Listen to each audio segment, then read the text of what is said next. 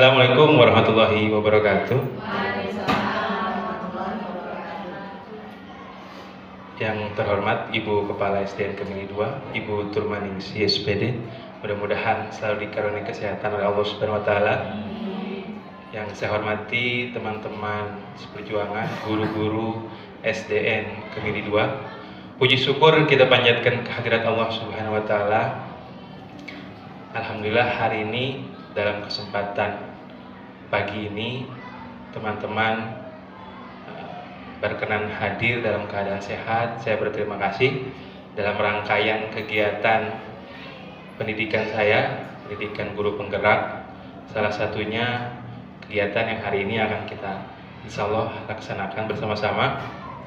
Sifatnya sharing, sifatnya apa yang saya terima mudah-mudahan bisa tersampaikan dengan baik, dan ini juga pembelajaran untuk kita semua, khususnya untuk diri saya sendiri. Makanya saya ingin berbagi kepada teman-teman karena materinya penting untuk kita ketahui bersama untuk kemajuan sekolah kita, khususnya kemampuan diri kita dalam mengajar. Shalawat beserta salam marilah kita curahkan kepada junjungan Allah Nabi besar Nabi Muhammad Sallallahu Alaihi Wasallam. Izin sekali lagi teman-teman, hari ini perkenalkan saya Ade Supriyatna, calon guru penggerak angkatan 10 Kabupaten Tangerang.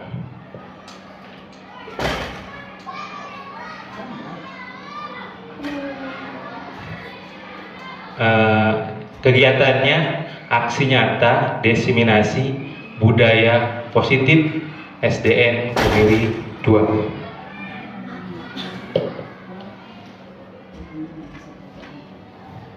Nah, ini poin-poin yang sudah saya pelajari di kegiatan pendidikan guru penggerak.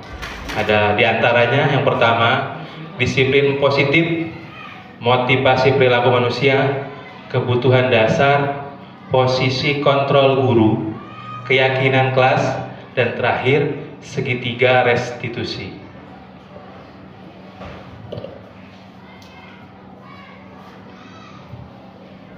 Nah, sebelumnya saya ingin mengajak diskusi dengan teman-teman semua. Ada pertanyaan pemantik. Dari 3 pertanyaan ini, jawabannya setuju atau tidak setuju. Yang pertama, 1. Hukuman dapat mendisiplinkan anak. Kedua, pemberian hukuman dengan hal positif seperti membaca atau membersihkan halaman sekolah dapat meningkatkan disiplin anak. Nah, yang ketiga, memberi penghargaan dapat meningkatkan motivasi belajar anak. Dari 3 pernyataan ya, kira-kira yang nomor 1 yang setuju angkat tangan. Setuju ya, hukuman dapat mendisiplinkan anak. Yang positif. Ya, setuju. Pertanyaannya setuju tidak setuju dulu. Alasan nanti, setuju atau tidak setuju. Nomor 1 coba angkat tangan. Hukuman dapat mendisiplinkan anak. Setuju, oke. Minta tanggapannya Bu Yana. Kenapa setujunya Bu Yana? Begini, karena dengan ketika anak itu melakukan ketidakdisiplinan, terus kalau tidak ada hukuman, nggak ada sanksi maksudnya ya, itu anak itu akan terbiasa dengan kebiasaan itu. Tapi dengan dia tidak disiplin, terus minimal hukuman itu bukan berarti hukuman yang menyakiti anak, tidak. Tapi yang membuat anak seperti yang misalnya memberi hukuman tapi dengan hal yang positif. Dia telat masuk kelas misalnya, dia datang sekolah telat, berarti ada hukumannya nih. Biar apa? Biar untuk teman-temannya juga, oh kalau kita telat ada hukumannya loh, berarti kita nggak boleh telat gitu ya. Jadi hukuman secara positif maksudnya. Terima kasih Bu Yana. Nah, sekarang berarti ada yang tidak setuju kan, tadi kan nggak ada yang angkat tangan nih. Kenapa tidak setujunya? Kenapa? Masih bingung? Nggak apa-apa. Ini nanti akan kita jawab bareng-bareng ya. Tapi saya pengen tahu dulu dalam. Oh bukan, setiap pernyataan Bapak setuju, ya setiap pernyataan setuju apa enggak? Berarti setuju semua nih untuk nomor 1 ya? Setuju semua, oke.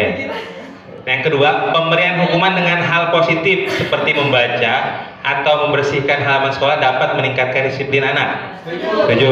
Oke. Alasannya hampir sama kali tadi ya. Yang ketiga, memberi penghargaan dapat meningkatkan motivasi belajar anak. Setuju? Oke, baik ya. Jadi dari 3 pernyataan ini setuju semua ya. Nanti kita balik lagi di akhir. Setuju atau tidak setuju nanti saya tanya lagi ya. Sambil kita bareng-bareng.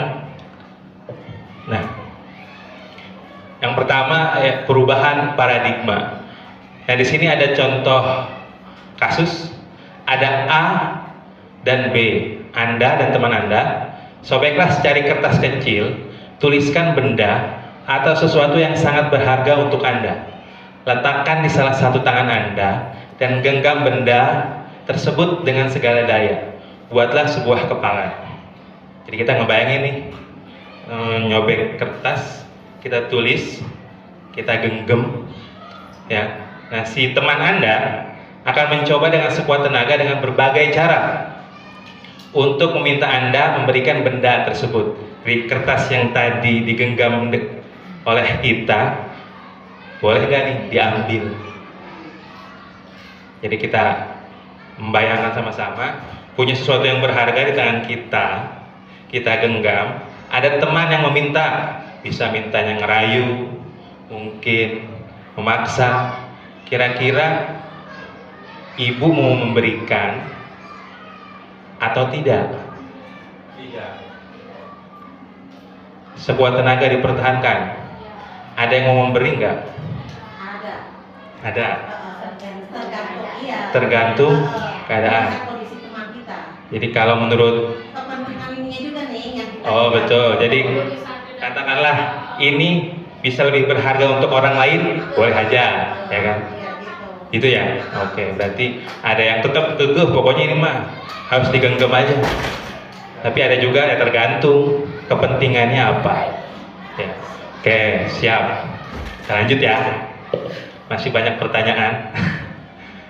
Nah, dari ilustrasi tadi ya, kita perubahan paradigma secara teori kontrol atau teori pilihan, yaitu ilusi kontrol. Jadi katakanlah saya pegang ini, Bu Yana mau maksa ke saya suruh buka. Kalau saya nggak mau buka kepalan tangan saya, bisa nggak? Ya. Tapi kalau sayanya yang mau membuka untuk Bu Yana, bisa. Ya, jadi ilusi guru mengontrol murid. Jadi seakan-akan. Terus ilusi bahwa kritik dan membuat orang merasa bersalah dapat menguatkan karakter. Kita ancam nih, kamu kalau nggak dibuka kertasnya nggak boleh buat bapak, ya kan? Berarti kamu pelit nih orangnya gitu. Ilusi bahwa semua penguatan positif efektif dan bermanfaat. Ilusi bahwa orang dewasa memiliki hak untuk memaksa.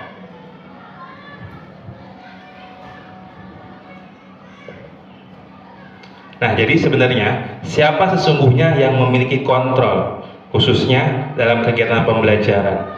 Kita sebagai guru ataukah siswa itu sendiri? Nah, dari ilusi tadi udah terbayang belum? Sebenarnya siapa sih yang lebih memiliki kontrol? Guru? Apa kita sendiri? Kita sendiri ya, kita. Stimulus respon, kita mencoba mengubah orang agar berpandangan sama dengan kita. Ini yang biasa kita lakukan. Tetapi yang lebih baiknya, kita berusaha memahami pandangan orang lain tentang dunia. Jadi kita nggak bisa kayak tadi sekuat tenaga apapun Bu Yana memaksa saya membuka, kalau diri saya tidak mau membuka, nggak akan saya kasih. Tapi kalau Bu Yana, kalau saya sendiri walaupun nggak maksa, saya buka, ya silahkan gitu. Jadi kontrol sesungguhnya yang ada dalam diri siswa. Jadi kita tidak berhak memaksa yang tadi ya. Jadi kita harus memposisikan diri jadi mereka. Kenapa kok mereka bisa berperilaku seperti itu? Nanti akan kita bahas. Stimulus responnya, perilaku buruk dilihat sebagai suatu kesalahan. Nah ini yang sering banget ya. Setiap suatu kesalahan siswa ya kita langsung judge salah gitu. Ternyata semua perilaku memiliki tujuan. Pasti ada alasan. Ya benar memang salah, tapi kenapa kok bisa berbuat salah? Nah itu yang kadang tidak kita cari dengan sungguh-sungguh ya, karena kita emosi mungkin, keadaan yang tidak ini. Terus orang lain bisa mengontrol saya. Nah ini yang kita yakini, kita bisa mengontrol anak. Ternyata hanya Anda yang bisa mengontrol diri Anda. Jadi siswa ya, kalau siswa mau berubah, ya diri siswa sendiri yang harus mau berubah. Sekuat apapun kita menasehati, sekuat apapun kita memarahi, memaki, kalau si siswanya belum tergugah, dia belum mau membuka diri, gak akan bisa. Jadi kontrol sesungguhnya ada dalam diri masing-masing. Saya bisa mengontrol orang lain, nah ya ego kita sebagai pendidik ya memang seperti itu ya. Tapi ternyata Anda tidak bisa mengontrol orang lain. Pemaksaan ada pada saat bujukan gagal. Nah, ketika udah pelan-pelan kita bujuk, ya kita paksa biasanya ya. Kolaborasi dan konsensus menciptakan pilihan-pilihan baru. Seharusnya kita menciptakan pilihan untuk anak. Nanti kita bahas juga model berpikir menang atau kalah ya, kita hanya tahu menang, kalau nggak menang ya kalah. Ternyata kita harus berpikir menang dan menang. Saya sebagai guru menang, siswa juga harus menang gitu.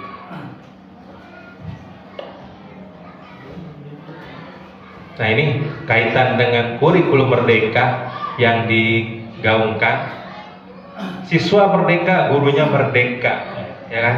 Bukan berarti bebas tanpa aturan, bukan berarti bebas sebebas-bebasnya. Tapi di sini Ki Hajar Dewantara menyatakan merdeka itu artinya tidak hanya terlepas dari perintah, akan tetapi juga cakap buat memerintah diri sendiri. Jadi dia tidak Ibu ada Pak Haji itu sebentar, Pak Adek ganggu sebentar. siapa ini ya? Tidak tendensius bahwa kalau disuruh ya harus mau gitu. Tapi di sini cakap buat memerintah diri sendiri oleh keinginan dan kesadaran si anak. Ini luar biasa, saya juga tergugah sekali mendengar pernyataan ini. Oh iya, merdeka. Kan kita pahamnya kurikulum merdeka, ya bebas lah anak, yang penting seneng, happy di kelas gitu. Tapi dalam koridor dia bisa memerintah untuk diri sendiri.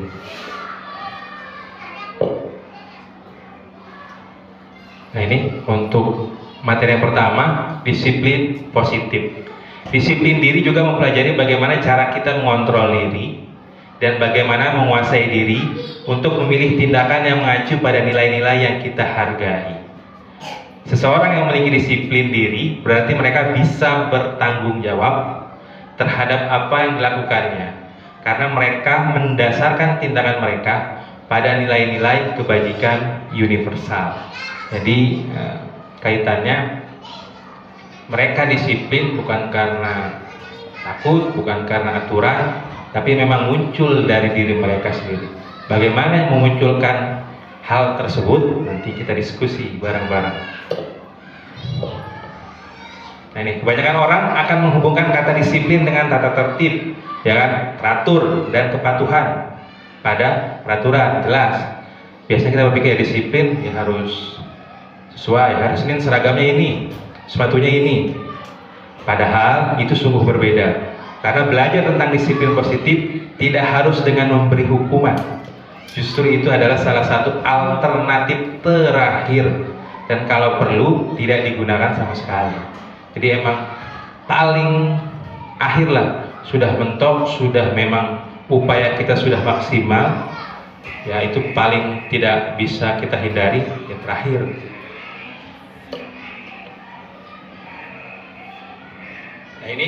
Nah ini hubungannya dengan teori motivasi perilaku manusia. Yang pertama, untuk menghindari ketidaknyamanan atau hukuman. Jadi motivasi yang muncul dari eksternal. Contoh upacara Senin, kalau ada saya nggak ada yang terlambat misal, ya kan, si anak karena tahu wah Pak Ade galak nih, Pak Ade mau menghukum kalau ada yang telat, akhirnya mereka datangnya tepat waktu. Tapi kalau saya hari itu hari Senin nggak datang, si anak banyak yang terlambat karena nggak ada Pak Ade lah, aman gitu, ya kan? Itu muncul dari motivasi eksternalnya, ada dari luar ya. Apa yang akan terjadi apabila saya tidak melakukannya? Jadi kita jangan bangga nih, wah kalau kayak gitu kalau ada saya berarti anak disiplin. Ternyata kan disiplinnya bukan karena mereka menyadari, tapi karena ada dorongan dari luar. Karena ya mereka hanya menghindari ketidaknyamanan, menghindari hukuman aja. Kalau nggak ada hukuman ya mereka nggak ada berpikir, oh upacara harus tepat waktu, oh upacara cara menghargai kita para pahlawan, haruskan ke sana kesadarannya. Tapi kebanyakan dari kita, ya termasuk saya, makanya kan sangat tersentil ibaratnya, oh benar juga ya, kalau kita nggak gitu, mereka nggak usah jauh-jauh di kelas aja, ada guru nggak ada guru kan berbeda. Nah ini hal-hal yang perlu kita sikapi ke depan. Ini memang motivasi perilaku manusia secara teorinya memang seperti itu.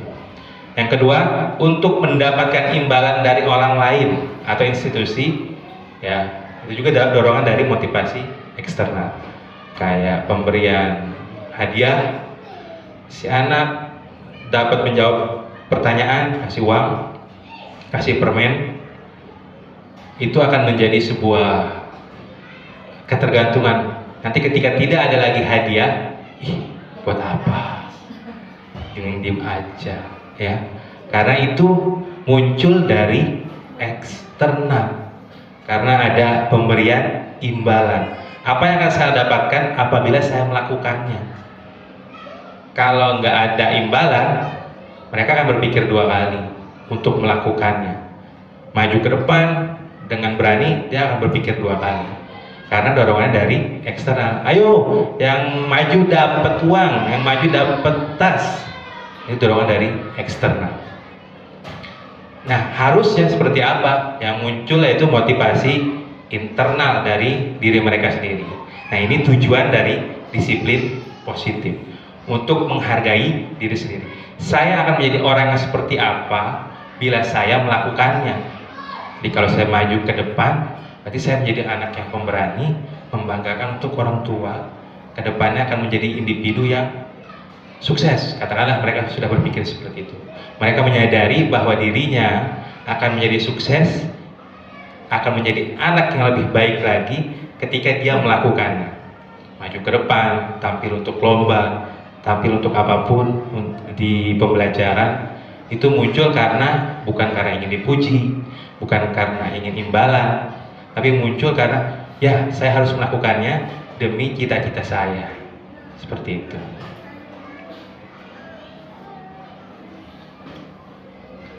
Nah, tadi untuk menghindari ketidaknyamanan ya, ini dibahas lebih detail. Ini tingkatan terendah dari motivasi perilaku manusia.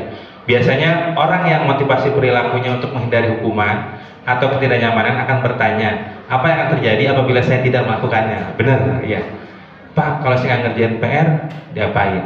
Pak, kalau saya terlambat, saya dihukum nggak? Ya. Sebenarnya mereka sedang menghindari permasalahan yang mungkin muncul dan berpengaruh pada mereka secara fisik, psikologis maupun tidak terpenuhinya kebutuhan mereka bila mereka tidak melakukan tindakan tersebut. Nah, ini bersifat eksternal tadi. Jadi untuk mendapatkan imbalan satu tingkat di atas motivasi yang pertama sudah lumayan lah katakan. Yang terendah itu tadi ya, karena takut hukuman. Nah, sekarang dia udah nggak takut hukuman, tapi dia mengharapkan penghargaan atau imbalan. Satu tingkat di atas motivasi yang pertama, di sini orang berperilaku untuk mendapatkan imbalan atau penghargaan dari orang lain. Orang dengan motivasi ini akan bertanya, apa yang akan saya dapatkan apabila saya melakukannya? Mereka melakukan sebuah tindakan untuk mendapatkan pujian dari orang lain yang menurut mereka penting dan mereka letakkan dalam dunia berkualitas mereka. Jadi akan Efeknya akan bisa jangka pendek maupun jangka panjang. Akan merubah mindset mereka suatu saat nanti jadi sebuah karakter yang seharusnya tidak berlanjut. Mereka melakukan sesuatu untuk mendapatkan hadiah, pengakuan atau imbalan. Bisa dalam dunia kerja juga sama kan. Kalau tidak ada katakanlah mungkin kenaikan pangkat, kalau tidak ada keharusan jabatan dan sebagainya, mungkin kita nggak ada dorongan ke sana kan. Nah ini yang saya pribadi juga melakukan itu dan sangat-sangat tersentil dalam hal ini. Oh iya juga ya, kalau nggak ada apapun juga saya juga nggak akan mau gitu ibaratnya.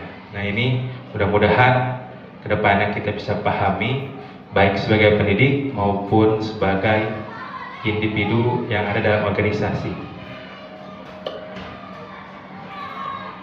Dihukum oleh penghargaan, bahwa penghargaan berlaku sama dengan hukuman. Jadi penghargaan itu sama dengan hukuman, dalam arti meminta atau membujuk seorang lakukan sesuatu untuk memenuhi suatu tujuan tertentu dari orang yang meminta atau membujuk. Dorongannya eksternal dan akan ada faktor ketergantungan. Beberapa dampak dari pemberian penghargaan menurut Alfie Kohn. Pengaruh jangka pendek dan jangka panjang tadi ya yang dijelaskan. Penghargaan menghukum, penghargaan mengurangi ketepatan, penghargaan tidak efektif, dan penghargaan merusak hubungan. Bisa juga Bu, itu di siswa kita kasih hadiah, siswa yang tidak dapat hadiah, saya juga pengen sebenarnya, tapi saya nggak bisa. Ya, akan muncul banyak hal. Jadi dia bisa aja memusuhi si anak yang selalu mendapat hadiah. Dia mendapat hadiah terus. Kita nggak usah temenin, ntar istirahat. Kadang ada hal-hal seperti itu yang kita nggak sadari. Banyak orang pintar yang nggak ada teman di kelas, ya, apalagi tingkat SMP atau SMA gitu. Bahkan sekarang kalau kita lebih teliti lagi di tingkat SD, tingkat pertemanannya juga luar biasa. Apa istilahnya, romansanya ya banyak. Saya nggak pernah ngalamin waktu SMP. Nah betul makanya. Kalau nggak kasih jawaban kita dijauhin. Betul. Nah, hal-hal ini yang kita hindari dan coba kita pahami. Dihukum oleh penghargaan. Penghargaan menurunkan kualitas. Penghargaan mematikan kreativitas. Jadi kalau nggak ada penghargaan dia nggak akan kreatif. Jadi jangka panjangnya mereka hanya terstimulus, termotivasi karena penghargaan. Penghargaan mengurangi motivasi intrinsik. Nah, jadi yang harusnya muncul di diri siswa itu karena sering dapat imbalan, akhirnya mengikis, ya, mengikis motivasi yang ada dalam diri mereka sendiri.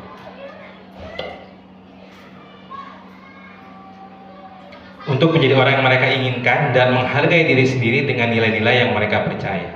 Orang dengan motivasi ini akan bertanya akan menjadi orang yang seperti apa bila saya melakukannya. Mereka melakukan sesuatu karena nilai-nilai yang mereka yakini dan hargai, dan mereka melakukannya karena mereka ingin menjadi orang melakukan nilai-nilai yang mereka yakini tersebut. Ini adalah motivasi yang akan membuat seseorang memiliki disiplin positif karena motivasi berperilakunya bersifat internal, bukan eksternal. Jadi itu kaitannya dengan teori motivasi perilaku manusia.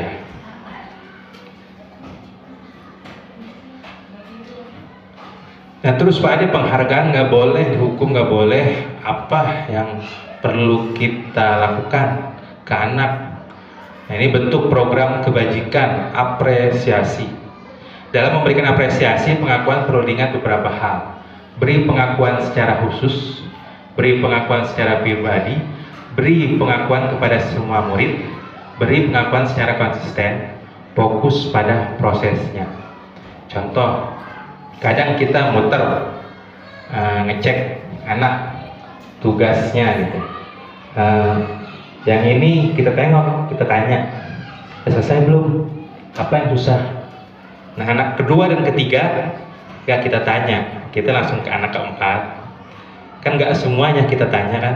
Nah itu sebenarnya hal yang tidak boleh kita lakukan. Jadi kita harus konsisten memberi pengakuan seutuhnya kepada si anak. Kenapa si A doang yang ditanya sama Bu Eni? B mah kok nggak ditanya? Aku kok nggak ditanya? Kenapa ya? Sama sih juga begitu. Cuman iya. Paling kita nanya ke beberapa siswa aja kan. Kadang yang ditanya nyambung lah istilahnya gitu. Padahal ada kecemburuan di sana. Yang tidak ditanya sebenarnya pengen ditanya. Iya kan? Kayak kita aja sih. Kadang kita tidak sadar. Betul. Kadang kita nggak paham. Jadi itu hal kecil yang sebenarnya, oh iya ya. Kalau kita jadi siswa, ya juga dulu ya. Kalau si Anu ditanya kita nggak ditanya, ya juga ya, iri juga ya. Ya juga akan muncul perasaan-perasaan yang seharusnya tidak muncul. Jadi mungkin nanti kedepannya justru mereka merasa minder karena komunikasi dengan gurunya kurang baik, dianggapnya nggak pernah ditanya ini, tugas juga nggak pernah ditanya. Iya, udah nggak usah dikerjain, ngerjainnya asal-asalan aja. Nah kan banyak dampak negatif yang akan muncul di sana. Beri pengakuan secara khusus. Nah ini apresiasi yang paling tepat dari hal-hal kecil. Dia istirahat, buang sampah pada tempatnya, ketemu kita, langsung kita apresiasi. Itu hal yang jarang, saya lakukan, bukan kita, saya sendiri jarang melakukannya. Anak jujur tidak mengerjakan PR pun kita nggak apresiasi kejujuran itu. Justru kita hanya melihat dari kesalahannya. Oh, kamu nggak mengerjain PR, kamu malas, ngapain aja di rumah, nggak belajar, ya. Nah ini yang saya sendiri sangat merasa selama ini, saya luar biasa banyak tidak tahunya ternyata.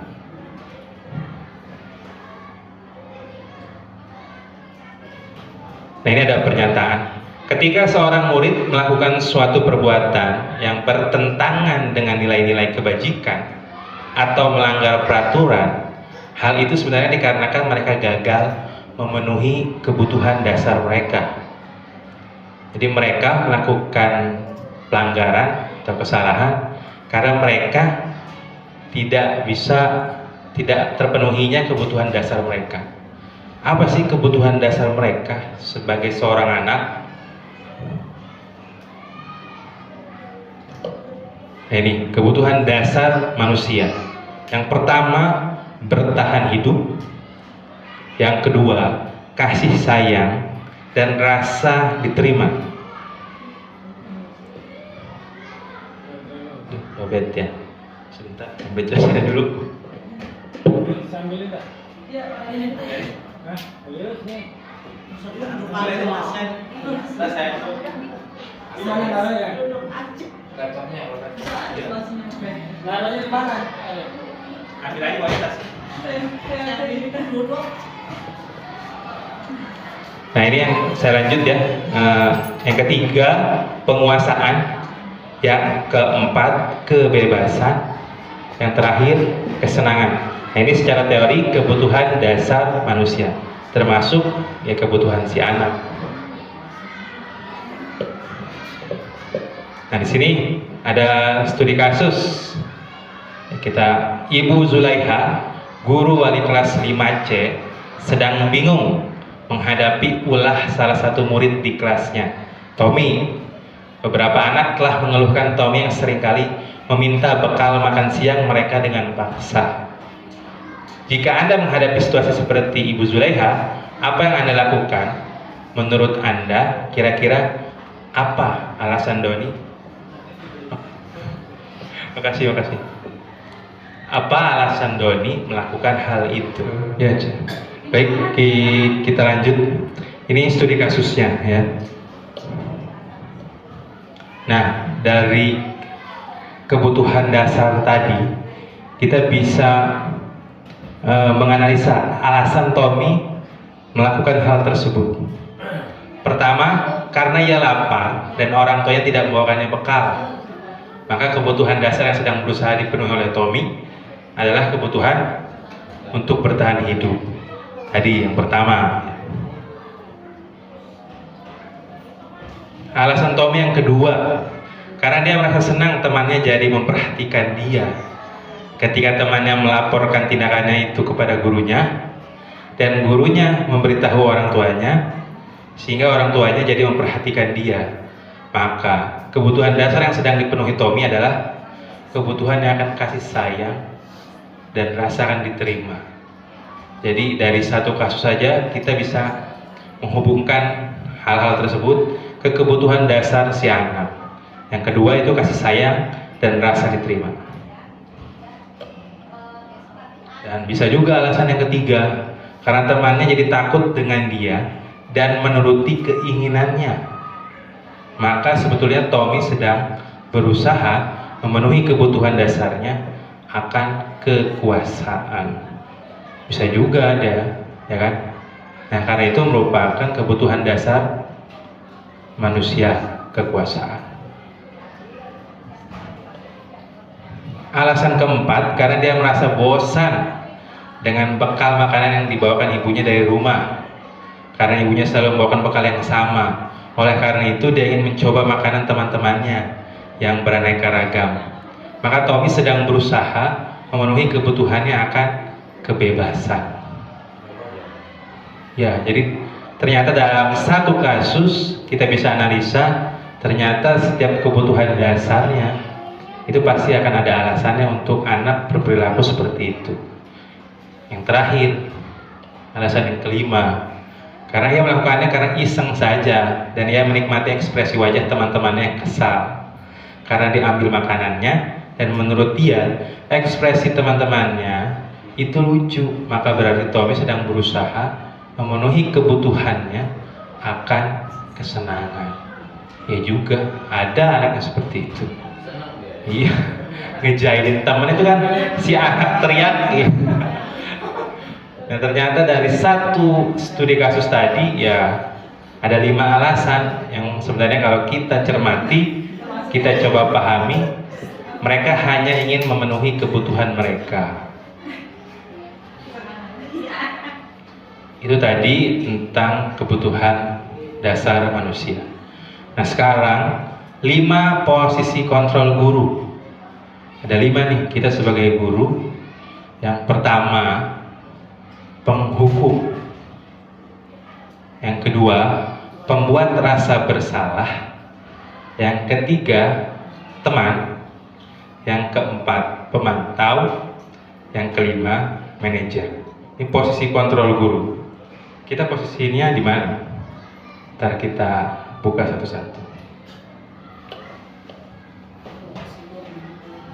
Penghukum. Nah ini nih, jika kita posisi kontrol kita sebagai penghukum, kemungkinan murid marah dan mendendam atau bersifat agresif.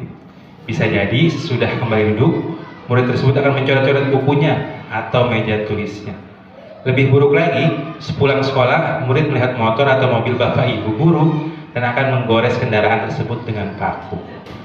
Bisa, mungkin di SD jarang kita temui ya, tapi di SMP, SMA termasuk saya sendiri saat di SMA dulu ya pernah iseng gitu, sebel gitu ke guru ya, kok dia bisa marah segitunya gara-gara ini doang, sekedar ngempesin motor kan bareng-bareng sama teman-teman.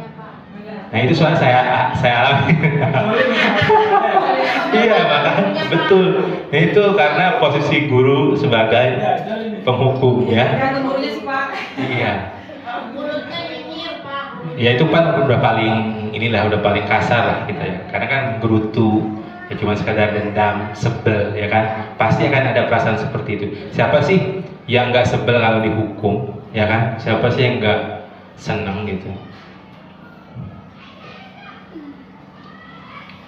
Pembuat merasa bersalah. Murid akan merasa bersalah telah mengecewakan ibu atau bapak gurunya. Murid akan merasa menjadi orang yang gagal dan tidak sanggup membahagiakan orang lain. Kadangkala sikap seperti ini lebih berbahaya dari sikap penghukum, karena emosi akan tertanam rapat di dalam murid menahan perasaan. Tidak seperti murid dengan guru penghukum, di mana murid bisa menumpahkan amarahnya walaupun dengan cara negatif. Murid tertekan seperti inilah yang tiba-tiba bisa meletus amarahnya dan bisa menyakiti diri sendiri atau orang lain. Nah, kadang kita nggak sadar, pembuat merasa bersalah itu yang kayak gimana gitu. Contohnya misal nggak ngerjain PR, nggak memperhatikan pembelajaran ya. Kamu emang nggak kasihan? Ibu kan udah capek-capek ngejelasin, masa nggak didengerin? Nggak kasihan sama ibu? Biasanya sih kalau pembuat merasa bersalah ini dia nggak marah, nggak. Cuman dia kata-katanya ya bikin si anak merasa bersalah terhadap gurunya gitu. Oh kamu gitu sih? Kan ibu udah baik gitu, ya kan? Kan ibu udah ngejelasin, masa ngerti-ngerti gitu kan? Tapi kan seakan-akan, oh iya, kenapa ya? Kok saya nggak ngerti-ngerti, mengecewakan gurunya. Akhirnya dia sendiri tidak bisa berpendapat, tidak bisa mengungkapkan perasaannya. Kalau yang si penghukum tadi kan langsung jelas, si anak sebel, dia udah ngeluarin emosinya dong. Nah si dalam keadaan kayak gini, dia nggak mungkin marah ke gurunya. Justru kan munculnya adalah rasa bersalah terhadap gurunya. Nah ini saya sendiri sering melakukannya. Kamu nggak kasihan, bapak dari pagi sampai siang masih berisik aja, dengerin udah capek-capek ngejelasin masih ngerti gitu ya. Iya. Jadi biasanya kita lemah lembut tapi nyakitin gitu ya, jadi membuat si anak merasa bersalah.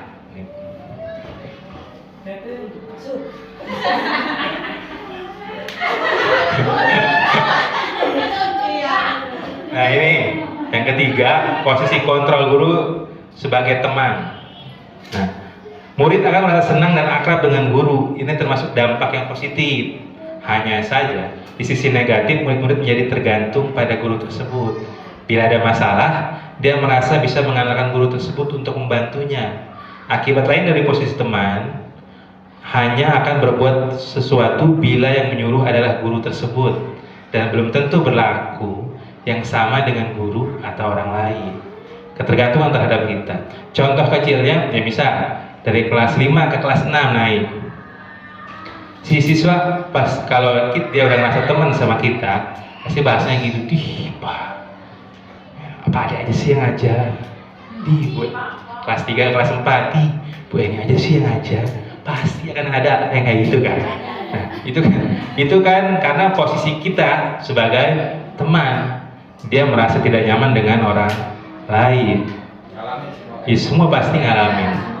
Kanan lah gini-gini ya, ibaratnya ya. Nah ini juga positif karena memunculkan kedekatan, tetapi ada dampak negatifnya. Itu menjadi ketergantungan pada guru tersebut.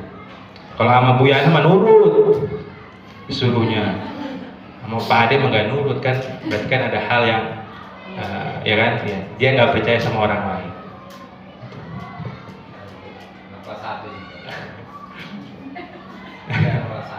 Nah ini posisi kontrol guru sebagai pemantau.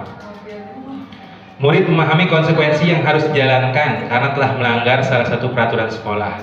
Guru tidak menunjukkan suatu emosi yang berlebihan, menjadi marah atau membuat merasa berbuat salah. Murid tetap dibuat tidak nyaman, yaitu harus tinggal kelas pada waktu jam istirahat dan mengerjakan tugas. Guru tetap harus memantau murid pada saat mengerjakan tugas jam istirahat karena murid tidak bisa ditinggal seorang diri. Ini tingkatan yang di atas teman tadi, itu sebagai pemantau ya. Dia lebih cenderung konsisten secara pemberlakuan aturan. Katakanlah yang lain, yang tadi harusnya istirahat tapi ditemenin, tapi dia kan karena berbuat salah, tapi dia juga nggak neken ke si anak, tidak juga menghukum, tapi mendampingi si anak agar tetap mengerjakan tugas. Nah ini posisi guru sebagai seorang pemantau, satu tingkat di atas teman. Nah ini posisi yang harusnya kita berada di sini semua sebagai guru, ya. Pada posisi manajer, maka suara guru sebaiknya tulus, tidak perlu marah, tidak perlu meninggikan suara, apalagi menunjuk-nunjuk murid. berkacak pinggang. Waduh.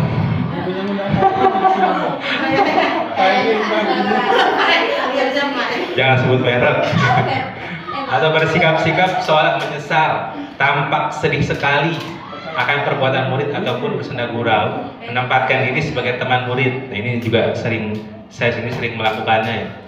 Bercanda gitu ya, dengan anak tidak pada tempatnya mungkin. Terus kita tampak sedih sekali akan perbuatan murid, misal ada kesalahan. Aduh, emang ibu sedih banget kalau kamu kayak gini.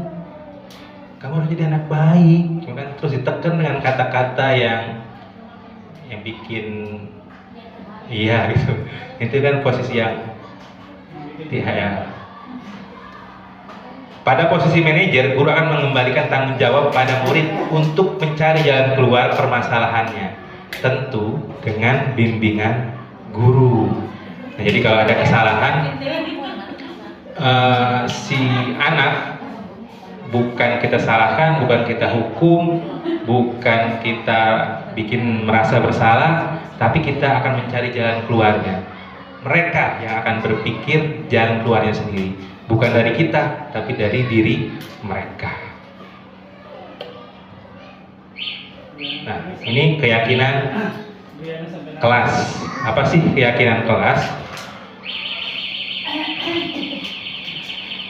Nah, saya punya pertanyaan. Mengapa kita memiliki peraturan tentang penggunaan helm pada saat mengendarai kendaraan roda 2 atau motor? Kenapa? Ya, untuk keselamatan, pakai helm, Pak. Takut ditilang polisi, kan takut dihukum berarti kan? Bukan karena kesadaran Pak Yahya mengendarai sepeda harus selamat, ya kan? Betul kan, takut polisi, takut dihukum. SIM-nya mati, nggak punya SIM. Betul. Mengapa kita memiliki peraturan tentang penggunaan masker dan mencuci tangan setiap saat? Kemungkinan jawabannya untuk kesehatan, ya kan? Untuk keselamatan. Bukan aturan, tapi keyakinan. Seseorang akan lebih tergerak dan bersemangat untuk menjalankan keyakinannya daripada hanya sekedar mengikut serangkaian peraturan tertulis tanpa makna. Murid-murid pun demikian, mereka perlu mendengarkan dan memahami arti sesungguhnya tentang peraturan-peraturan yang diberikan. Apabila nilai-nilai kebajikan di balik peraturan tersebut, tujuan utamanya menjadi tidak tertarik atau takut sehingga hanya sekedar mengikuti serangkaian peraturan yang mengatur mereka tanpa memahami tujuan mulianya.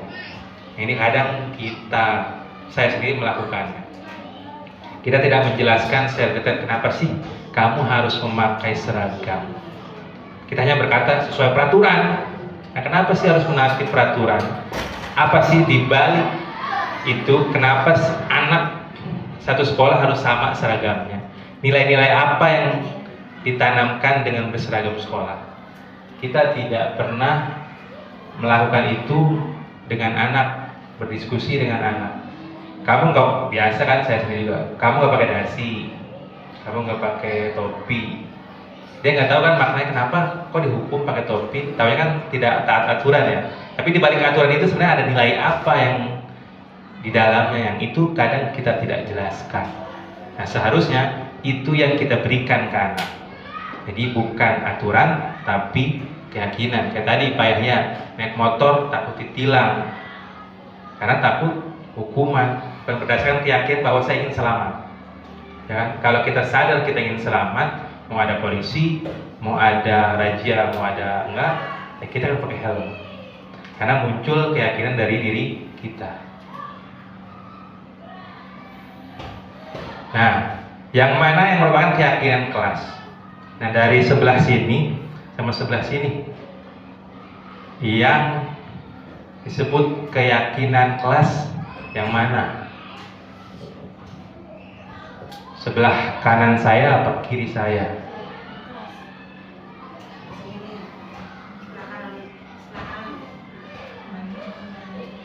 Kanan atau kiri?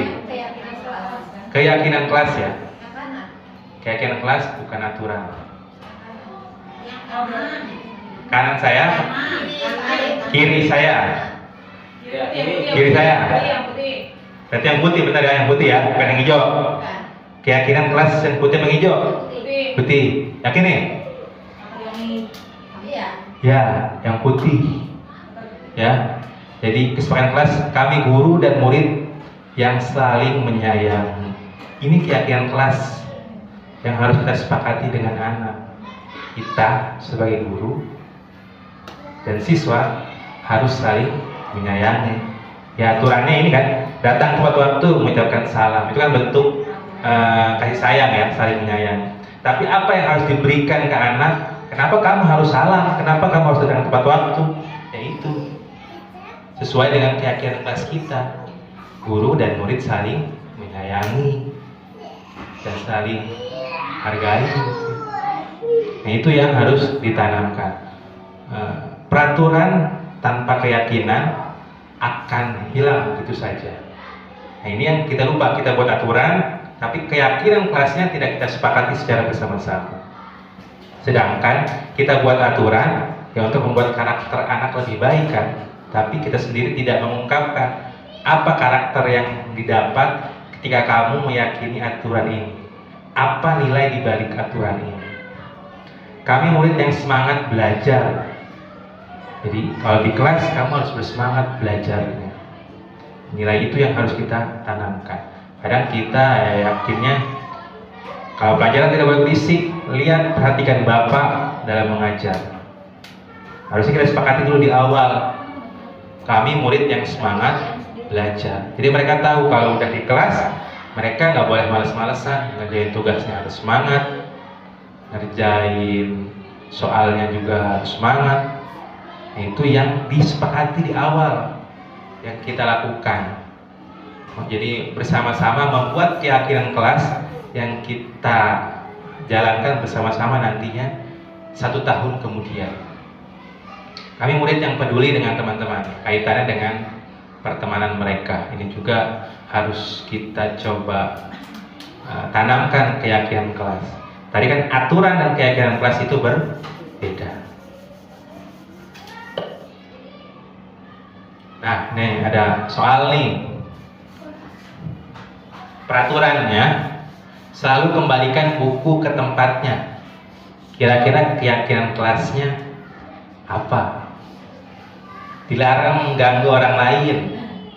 Keyakinan kelasnya apa? Hadir di sekolah 15 menit sebelum pembelajaran dimulai. Dilarang melakukan kekerasan. Dilarang menggunakan narkoba. Bergantian atau menunggu giliran. Gunakan masker, jangan berlari di kelas atau koridor. Ini aturan, ya. Tapi keyakinannya apa? Kalau kita selalu kembalikan buku ke tempatnya, kira-kira keyakinan kelasnya apa? Kerapihan, mengajarkan anak untuk rapi, menjaga kelas, kenyamanan kelas, ya. Terus dilarang mengganggu orang lain, kasih sayang tadi. Hadir di sekolah 15 menit sebelum pembelajaran dimulai. Menghormati, disiplin, ya, keyakinan. Dilarang melakukan kekerasan, kasih sayang bisa, ya. Dilarang menggunakan narkoba. Apa? Keselamatan, betul. Iya. Kalau kamu pakai narkoba, kalau kamu gak mau selamat, ya kan? Itu. Bergantian atau menunggu giliran. Apa keyakinan Pak? Antri ya, budaya antri. Kita saling menghargai gitu. Gunakan masker, ya, keselamatan bisa ya. Jangan berlari di kelas atau koridor, keselamatan bisa. Coba kita cek. Nah, ini selalu mengembalikan buku ke tempatnya. Keyakinan kelas yang ditumbuhkan adalah tanggung jawab. Terus menghormati orang lain, dilarang mengganggu orang lain. Terus hadir di sekolah 15 menit sebelum pembelajaran, menghormati orang lain dan berkomitmen memegang keyakinan kelas. Keselamatan, menghormati orang lain.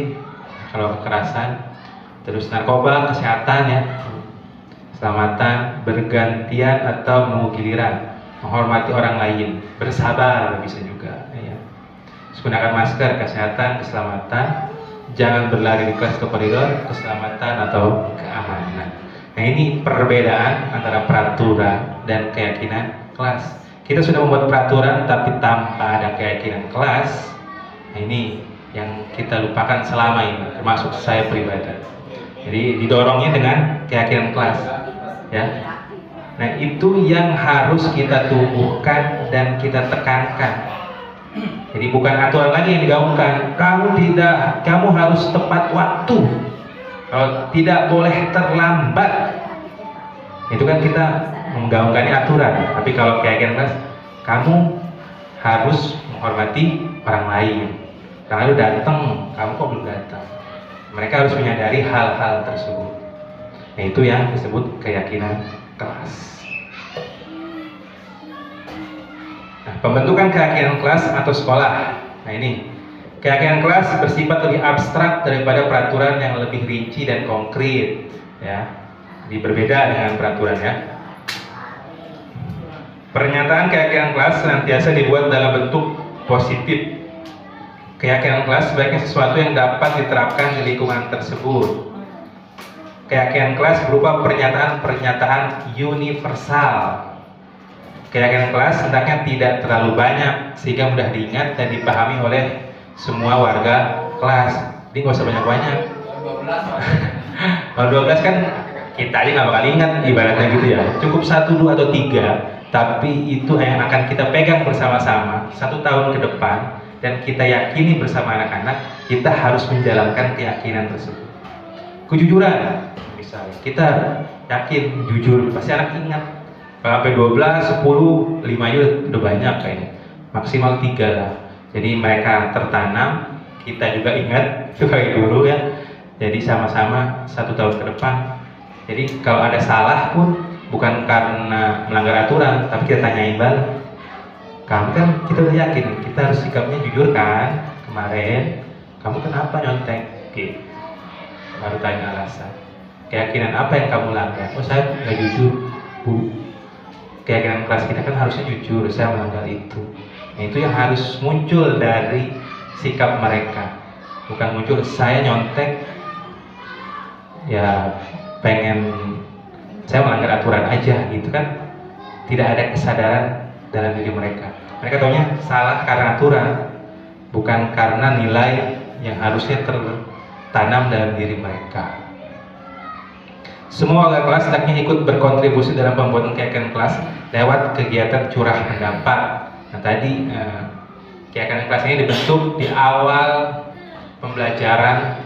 Nah ini kesempatan nanti di Juli nanti kita buat keyakinan kelas. Bukan kita, namanya keyakinan kelas berarti antara kita dan anak-anak.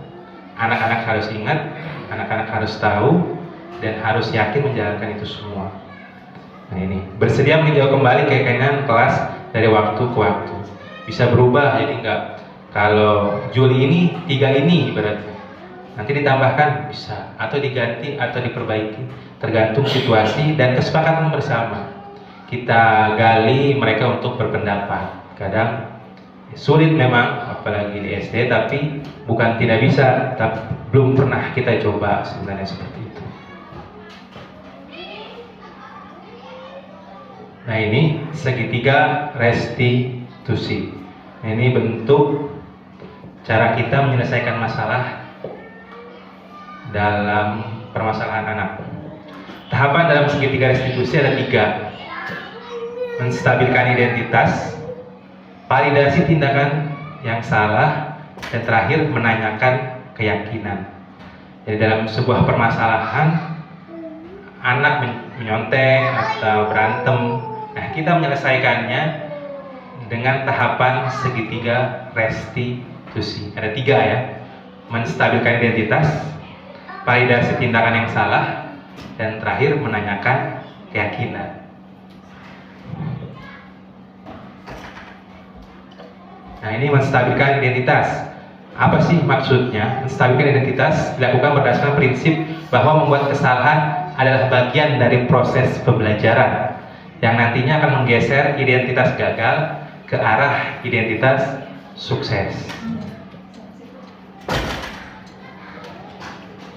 Nah, ini bisa misal anak nyontek, berbuat salah itu hal yang manusiawi. Jadi kita coba menstabilkan, misal bapak juga pernah kok nyontek, bapak juga pernah melakukan kesalahan, nggak apa-apa. Jadi jangan kamu nyontek, kamu berantem, ya kan? Bapak juga pernah berantem gitu dulunya.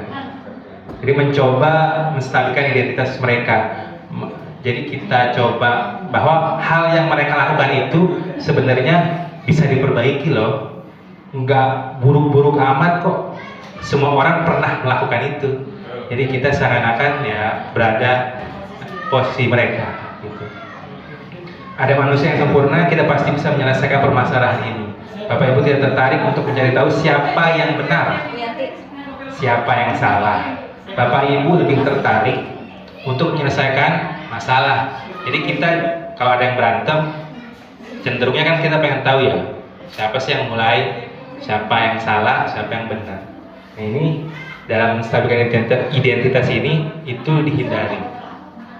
Jadi kita tidak boleh menyalahkan diri sendiri. Apakah kamu bersikap baik pada dirimu sendiri? Tahapan yang kedua itu validasi tindakan yang salah. Validasi tindakan yang salah dilakukan berdasarkan prinsip bahwa setiap perilaku berupaya memenuhi suatu kebutuhan tertentu, sehingga guru atau orang tua akan bergeser dari pemikiran stimulus respon menjadi proaktif, serta akan lebih mengenali dan mengakui kebutuhan murid atau anak.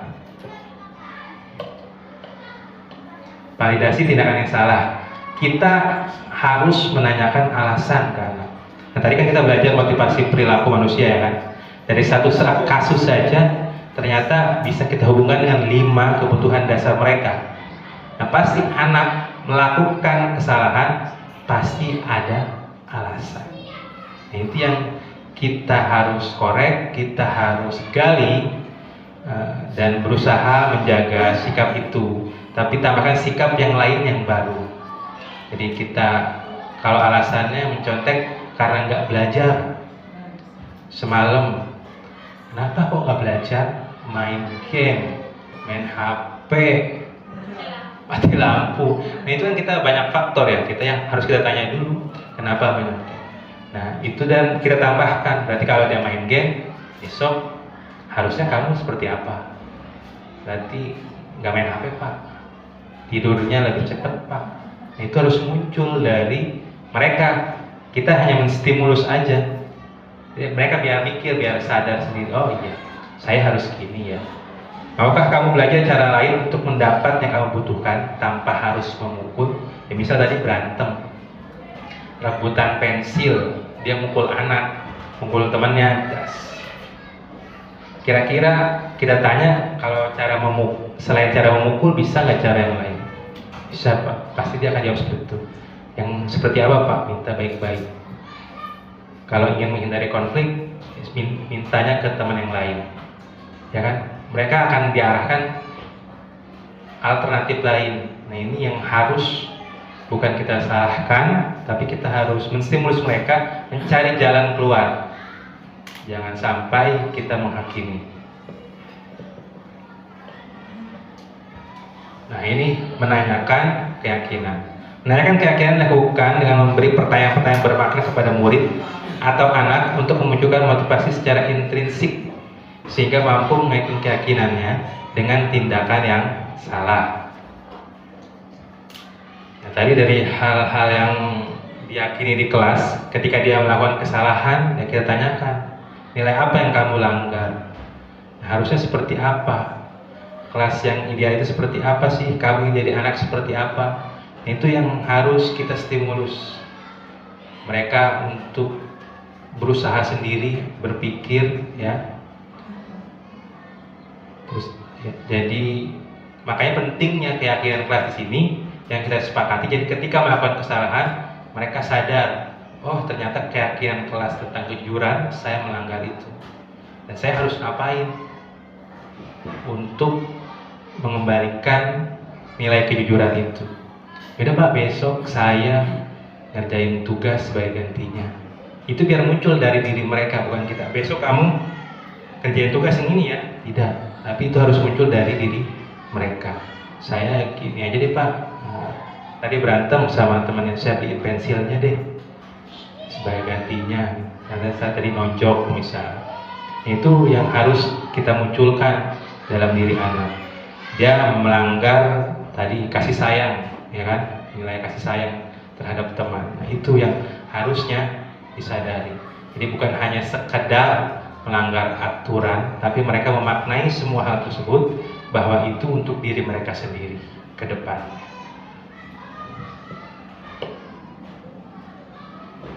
Nah, ini terakhir ya, jadi materi-materi tadi.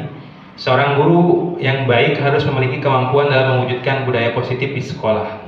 Budaya positif tersebut dapat dijalankan dengan menerapkan konsep-konsep inti tadi ya, disiplin positif motivasi, perilaku manusia, keyakinan sekolah atau kelas, kebutuhan dasar manusia, posisi kontrol, tadi posisi kontrol sebagai guru, dan terakhir restitusi segitiga. Nah, ini yang didorong khususnya di kurikulum Merdeka ya. Kita sebagai guru harus paham dan sadar memerdekakan anak, memerdekakan yang seperti apa. Jadi kita harus paham dari mulai pembentukan keyakinan kelas yang benar-benar kita harus yakini secara bersama-sama. Terus perilaku manusia, karena setiap manusia pasti punya alasan melakukan kesalahan, termasuk kita, apalagi anak. Jadi kita harus memahami bagaimana setiap kesalahan anak bukanlah kesalahan, tapi ada sebuah alasan untuk memenuhi kebutuhan dasar mereka. Itu yang harus kita gali. Dengan posisi kontrol yang seperti apa? Apakah menjadi guru yang sebagai penghukum, rasa bersalah, atau teman, atau pemantau, atau manajer? Nah, posisi mana yang harus kita posisikan sebagai guru? Kita berharapnya sebagai manajer. Jadi tidak ada dampak negatif ke depannya. Dan terakhir, adapun kesalahan yang mereka lakukan, kita harus melakukannya dengan segitiga restitusi. Kita menstabilkan identitas si anak dulu, memvalidasi tindakan mereka, dan terakhir menghubungkan keyakinan kelas yang mereka langgar. Ini hal-hal yang saya sendiri belum konsisten melakukannya, bahkan jauhlah dari harapan. Nah, hari ini saya berbagi dengan teman-teman semua, harapannya apa yang saya dapatkan di pendidikan guru penggerak bisa saya share, bisa bareng-bareng kita laksanakan ke depannya. Karena tujuannya satu ya, kita ingin membuat anak yang berkarakter, yang kedepannya mudah-mudahan menjadi masa depan bangsa, membuat bangsa menjadi lebih baik lagi ke depan. Jadi, kita mulai dari diri kita sendiri. Kita harus menjadi guru yang seperti apa. Jadi begitu teman-teman semua. Terima kasih kesempatannya, terima kasih perhatiannya. Mungkin ada yang mau diskusi, kita tanya jawab, boleh. Yang mau ditanyakan mungkin.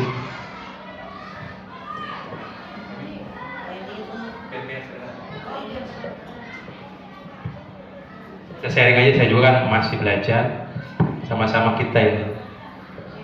Tadi kan menegur ya, ayah anak melakukan kesalahan gitu Pak ya.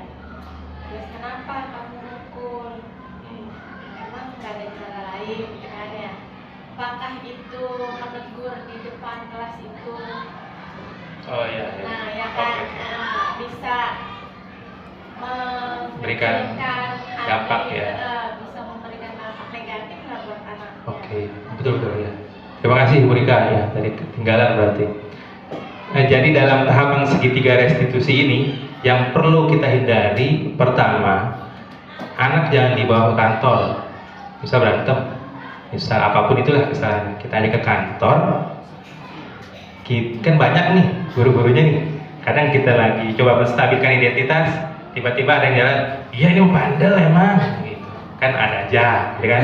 Kita coba lagi mau bikin mereka nyaman dulu, ada lagi yang datang, kenapa, gitu.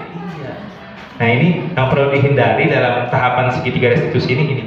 Jadi kita harus membuat mereka nyaman dan tidak merasa bersalah. Jadi kata Bu Rika, boleh nggak langsung di depan anak? Ya baiknya jangan. Kita panggil nanti di luar jam pelajaran. Nggak harus ke kantor atau mungkin lagi di kantin, kita mojok dikit sambil minum, kita tanya-tanya, pokoknya senyaman mungkin dan tidak membuat mereka merasa bersalah. Kalau kemarin bahkan posisi duduknya juga diatur, nggak boleh kita saling berhadapan.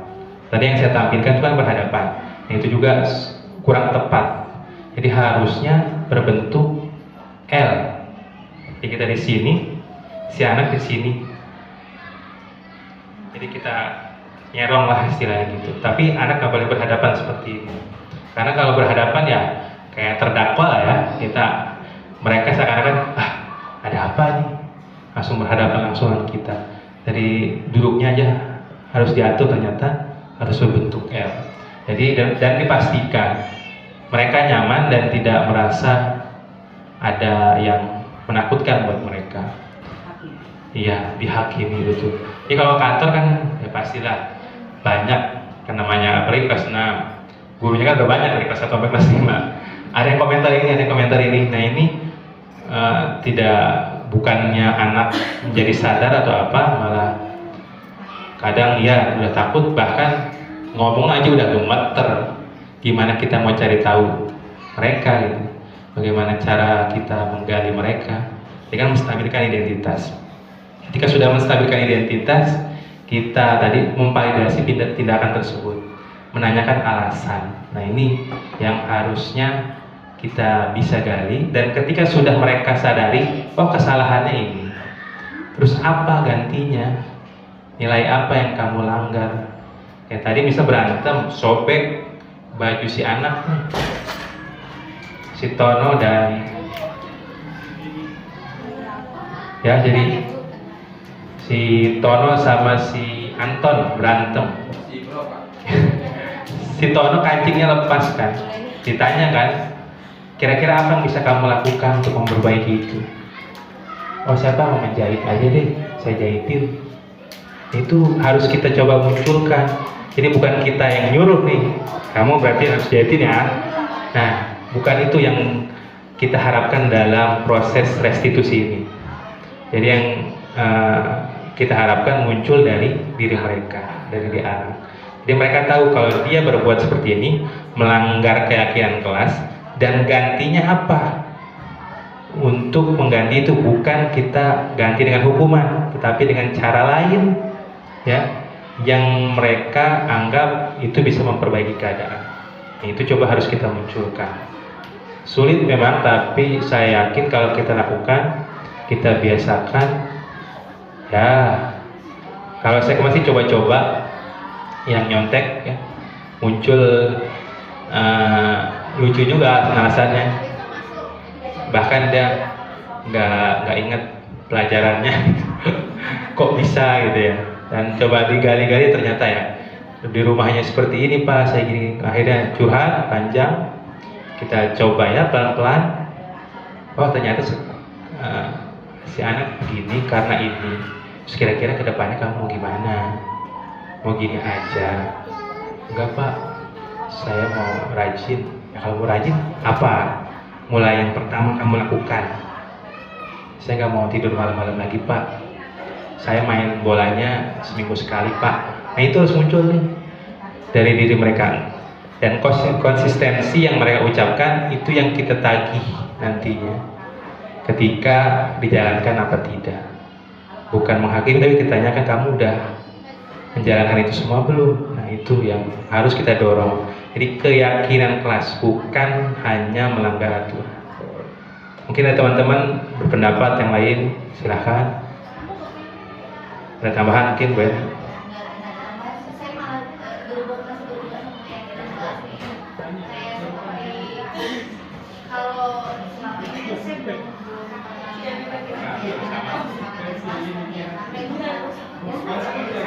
kelas Betul. dan kita membuat susunannya itu sendiri Iya, gitu kan, betul. yang harus kita.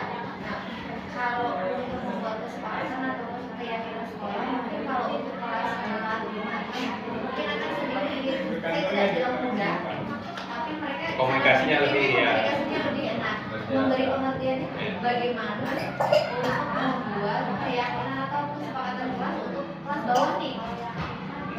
Mereka yang biar sadar gitu ya, apa sih dibalik aturan ini gitu. Betul, karena ini juga berhubungan sama kalau di kelas saya, jadi saya agak sedikit bingung nih untuk ngatasin anak yang kadang masih suka berkata kasar dengan temannya. Ya, betul, betul. Hubungan apa ya kalau saya berikan yang tidak mengulangi tapi juga tidak membuat dia itu kayak merasa gimana ya, kayak jadi ada efek jerahnya tapi dia belajar dari itu. Terus saya masih bingung juga hubungan apa. Kemudian ini juga sama apa namanya kayak bully verbal masih ada dan saya masih bingung cara ngasih karena udah saya Nasihatin, tapi masih tetap ada seperti ke itu. temennya lagi. Ya, jadi ya mungkin jawaban saya nggak akan bikin puas Bu Eni ya, tapi coba saya jawab yang tadi bagaimana sih menumbuhkan keyakinan kelas. Nah ini nih sebenarnya PR bersama sih ya, bukan hanya kelas rendah ataupun bukan hanya kelas rendah, kelas tinggi pun ya sama. Anak belum terbiasa mengungkapkan pendapat mereka. Nah ini PR kita, bagaimana menstimulus mereka. Apakah kita nunjukin video dulu, dan tawuran dan sebagainya, karena video tawuran ini akibatnya kalau berantem di kelas. Dan ini kreativitas kita jadi memunculkan yang nyontek nilainya lebih tinggi dari yang dicontek. Buat kita coba menjelaskan pengalaman-pengalaman real nyata yang ada di kelas. Jadi mereka, iya ya berarti kalau mencontek itu nggak baik, berarti kita harus jujur. Kalau kita berkata kasar, berarti menyakiti teman kita. Kak, jadi kita ya akan panjang sebenarnya untuk membuat keyakinan kelas ini. Satu keyakinan kelas aja, kalau sekedar kamu harus bertanggung jawab, ya itu kan mudah ya. Tapi menyadari mereka bertanggung jawab seperti apa itu yang tidak mudah, menjalankan piket kelas. Bahkan katanya kalau piket kelas itu nggak usah ada tanggung jawab kebersihan kan untuk semuanya, satu kelas katakanlah gitu. Nah ini yang perlu kita tumbuhkan. Jadi nggak ada piket, mereka sadar akan kebersihan kelas. Jadi mereka nggak terbentur dengan aturan. Kita bisa mensiasatinya, misal tiketnya nggak tetap. Jadi mereka yang mengatur. Jadi si anak kita nulis saja 30 orang. Jadi hari Senin mereka yang nempelin siapa ya, gantian ya kamu ini ya. Gitu. Nah ini muncul dari kesadaran mereka untuk bergantian menjaga kebersihan. Jadi kita bukan kamu buat jadwal piket, nih ya jadwalnya. Tapi muncul dari mereka, aku hari Senin aja deh, ntar minggu depan aku hari Rabu gitu. Mereka yang ngatur. Jadi itu yang teknik-teknik yang saya sendiri belum saya coba terapkan, tapi sudah ada dalam pikiran karena momennya nanti kan di tahun ajaran baru. Mudah-mudahan, saya juga baru tahu ibaratnya kan ada hal-hal seperti ini dan ternyata ini jauh dari apa yang kita lakukan selama ini. Ternyata kita sangat sebagai guru ya akan tindakan kita sekecil apapun ternyata berdampak jangka panjang untuk mereka. Nah ini yang kita belajar sama-sama. Mudah-mudahan Bu Eni nggak puas dengan jawaban saya. Nanti kita diskusi lagi. Iya, sampai punten Pak ya. Kalau untuk yang kayak misalnya membuli temannya verbal, jadi ngatain ya, enak jadi, banget. Saya sampai harus bagaimana nih untuk dia. Jadi saya sampai gini, coba kamu balas ini, apa yang kamu rasain? Nggak mau, Bu, gitu. Tapi dia tetap mengulangi. Coba nanti pakai restitusi dulu Bu Eni. Ditarik anaknya, ajak ngobrol, coba ya. Jadi ibu juga dulu pernah di SD ngata-ngatain teman ibu sama kayak kamu gitu. Sampai sekarang. Jadi kita stabilkan identitasnya, kita cari tahu alasannya, dan gantinya apa nanti yang dia langgar. Makanya keyakinan kelas ini yang penting sebenarnya ya.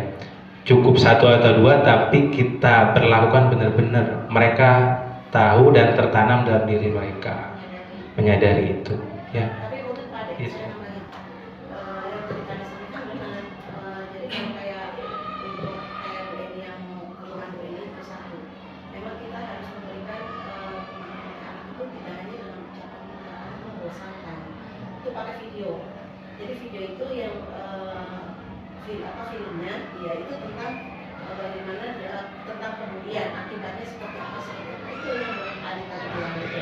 Jadi memang kalau dengan mulut kita tiap hari itu memang kurang bisa mengena.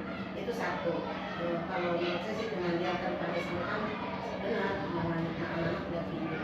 Terus yang kedua, kalau saya kayak di kelas 1 itu ada memang anak yang kalau bicara tiap hari awal ketemu di kelas 1 memang udah ngomongnya kasar. Dan setelah di ini memang di rumahnya seperti itu. Tapi memang setelah itu kita selalu awal pembelajaran itu kita berbicara tentang Allah itu cinta kepada anak yang seperti apa. Kita cerita, sering diulang-ulang. Terus kan teman-temannya itu udah pada mulai gini, udah pada ngomong kasar lagi. Dia masih ngomong kasar. Itu semuanya setelah baru Indonesia tuh ngomongnya, gitu kan. Tapi kita sama Bu Leni paling gini, siap, paling gitu. Tapi nggak dengan keras ya. Siap kan malunya seperti itu. Tapi lama-kelamaan dengan kita akrab, dekat, gitu, berubah. Konsistensi Bu ya. Jadi kita buat keyakinan kelas di awal di awal tahun ajaran, kita bukan sekedar keyakinan tapi terus kita jalankan. Nah, ini nih yang tadi salah satunya Bu Yana lakukan ya kan. Kalau berakhlak yang baik itu seperti apa? Jadi ketika ada anak yang kurang bisa melakukan, kita tanyakan. Bahkan ya baiknya tadi Bu Yana tahapan restitusi itu. Siapa tahu ternyata kenapa sih dia ngomong, teman-teman yang lain udah bisa coba melaksanakan itu, keyakinan itu, tapi dia masih belum. Nah itu coba dipakai tahapan segitiga restitusi. Mudah-mudahan bisa memperbaiki lebih baik lagi. Ya baiklah, mungkin cukup. Terima kasih sekali lagi saya ucapkan atas kesempatannya dan mau mendengarkan dari pemaparan saya yang pasti tidak akan membuat puas Bapak Ibu semua. Harapannya itu karena kita akan terus belajar bareng-bareng termasuk saya. Sekali lagi saya ucapkan terima kasih. Kurang lebihnya mohon maaf. Wassalamualaikum warahmatullahi wabarakatuh. Waalaikumsalam. Terima kasih.